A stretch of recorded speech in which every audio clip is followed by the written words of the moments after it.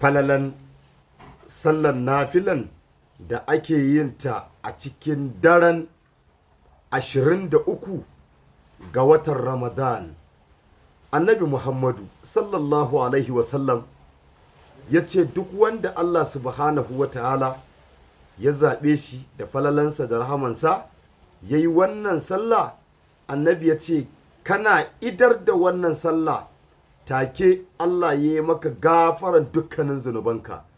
Sannan annabi sallallahu alaihi wasallam ya ce kuma ba ka fita daga cikin wannan duniyan, ma'ana ba ka mutuwa, Allah zai umarci mala'iku guda biyu wanda wa'innan mala'ikun za su dinga rubuta maka ladan hasana tun daga yau har ya zuwa shekara ɗaya mai zuwa. Sannan kuma za su dinga kankare maka munanan ayyuka tun daga yau har ya zuwa shekara mai zuwa, in ji manzon Allah.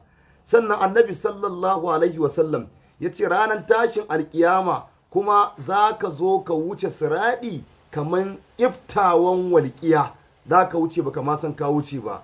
Wannan in ji shugabanmu annabi Muhammadu. Wannan sallar nafila ne ake yin ta a raka'a 4, sallama 2.